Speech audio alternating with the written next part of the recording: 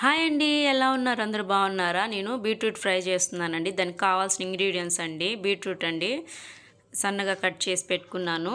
Next పోపు దినుసులు అండి, జీలకర్ర, పసుపు, నెయ్యి అండి. నేను ఇది పిల్లల కోసం చేస్తున్నాను, అందుకని నెయ్యి వేసుకుంటున్నాను. ఆయిల్ బదులు నెయ్యి వేసుకుంటున్నానండి. కారం, ఉప్పు అండి, గరం మసాలా పౌడర్ అండి ఇది. అంతే అండి, చూసేశారు కదా కావాల్సిన ఇంగ్రీడియంట్స్. ఇప్పుడు ప్రాసెస్ చూద్దామండి. స్టవ్ వెలిగించుకుని బాండీ పెట్టుకున్నానండి. బాండీ హీట్ అయిన తర్వాత మనం నెయ్యి యాడ్ చేసుకుందాం. నెయ్యి యాడ్ చేసుకుందాం. ఇప్పుడు నెయ్యి వేసుకుంటున్నానండి.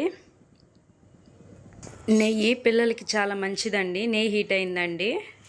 తాలింపు గింజలు వేసుకుందాం. నెక్స్ట్ జీలకర్ర కూడా వేసుకుందాం. చాలా సింపుల్గా చేస్తున్నానండి, ఎక్కువ ఇంగ్రీడియంట్స్ వేయకుండా పిల్లల కోసమని. ఇప్పుడు దీంట్లో మనం కట్ చేసి పెట్టుకున్న బీట్రూట్ ముక్కలండి, ఇవి కూడా వేసేసుకుందాం. ఒక 5 minutes కుక్ అవనిద్దామండి. మూత పెట్టి క్లోజ్ చేసుకున్నాం. ఒకసారి మూత ఓపెన్ చేసి చూద్దామండి. మొత్తం ఇలా మిక్స్ చేసుకుందామండి ఒకసారి. తర్వాత దీంట్లో సాల్ట్ వేసుకుందాం. టేస్ట్కి సరిపడా సాల్ట్ వేసుకోవాలండి. మళ్ళీ ఒకసారి మిక్స్ చేసుకోవాలి. పసుపు కూడా వేసుకుందామండి.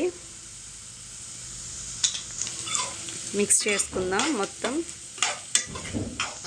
ఒక 5 minutes ఫ్రై చేసుకుందామండి. ఫ్రై అయిపోయాయండి. ఇప్పుడు దీంట్లో మనం కొంచెం నువ్వులండి, తెల్ల నువ్వులు ఇందాక చెప్పడం మర్చిపోయాను. ఇది ఒక 2 spoons అండి. పిల్లలకి చాలా మంచి ఫుడ్ అండి నువ్వులు. ఒకసారి మిక్స్ చేసుకుందామండి. కారం వేసుకుందాం. కొంచెమే వేస్తున్నాను, పిల్లలు మంట అంటారని. మిక్స్ చేసుకుందామండి. కొంచెం పొడి మసాలా అండి, గరం మసాలా, అది కూడా వేసేసుకుందాం. మిక్స్ చేసేసుకుందామండి. ఒక 2 minutes ఫ్రై అవనిద్దాం. స్టవ్ ఆఫ్ చేసుకుందామండి. కర్రీ అయితే రెడీ అయిపోయింది. ఇంతేనండి, చాలా సింపుల్గా చేసుకోవచ్చు అండి బీట్రూట్ ఫ్రై. వీడియో కనుక నచ్చినట్టయితే లైక్ చేయండి, షేర్ చేయండి, సబ్స్క్రైబ్ చేసుకోండి. బాయ్ అండి.